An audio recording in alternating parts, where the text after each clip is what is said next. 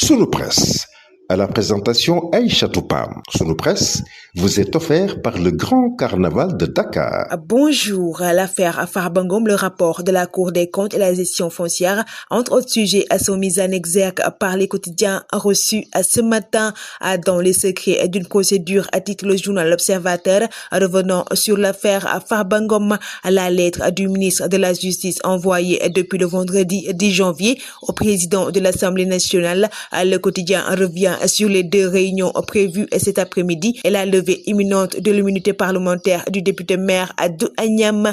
Le quotidien Libération abonde dans ce même siège et met à sa une révélation sur le rapport de la Centif. Plusieurs déclarations d'opérations suspectes reçues des banques au cœur de l'enquête de la Centif, des virements effectués par Safico en faveur de Farba Ngom, sa société et son frère après des paiements du Trésor au cœur du dossier. La liste des personnes et sociétés citées par fin de levée d'immunité dans le travées de l'hémicycle, lit-on dans Vox Pop, revenant sur la convocation du bureau et de la conférence de l'Assemblée nationale. Le journal revient sur le processus de levée de l'immunité parlementaire d'un député. Le journal Tribune revient sur les interrogations de Birahim Seck du Forum civil, s'interrogeant sur les 1000 milliards annoncés par Sonko lors de la campagne électorale. Il estime que la démarche du parquet doit être rigoureuse, s'interrogeant sur le pourquoi le parquet n'a pas communiqué sur les autres dossiers qu'il traite. L'Assemblée entre en action, au titre le journal Sud Quotidien,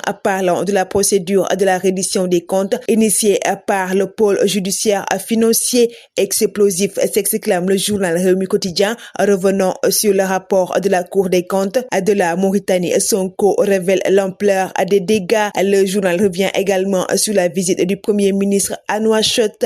Le journal Le Quotidien s'intéresse sur la gestion du foncier de Dakar et Thiès et met à sa une Sonko casse les attributions après les annulations. Il demande des réaménagements dans certaines zones et veut la finalisation des rapports restants. Le journal Les Échos abonde dans ce même siège et met à sa une Sonko demande l'annulation de plusieurs lotissements. Les attributions du PUD de la nouvelle ville de Thiès également annulées. Le réaménagement du PUD de Yeumbeul à Malika Tivaouane Peulh, objet de litige prenant en compte les demandes justifiées des collectifs. Le paradoxe sénégalais, lit-on en première page du journal Walf Quotidien, parlant des contestations des réformes du gouvernement. Selon Djibi Diakhaté, vouloir une chose et son contraire est le propre du Sénégalais. Le journal Enquête nous livre un dossier sur la quête de prise de poids et met à sa une obsession qui tue. Grossir à tout prix, les méthodes illégales se multiplient, des injections au cocktail chimiques dangereuses. Les médecins dénoncent un manque de données et d'études sur ces pratiques. Jackson, enquête du 10e but, titre le journal Record, revenant sur son match de 19h. Le journal revient également sur les 16e de finale de la Coupe de France entre le Marseille et Lille. Le Carnaval de Dakar célèbre le riche patrimoine culturel africain.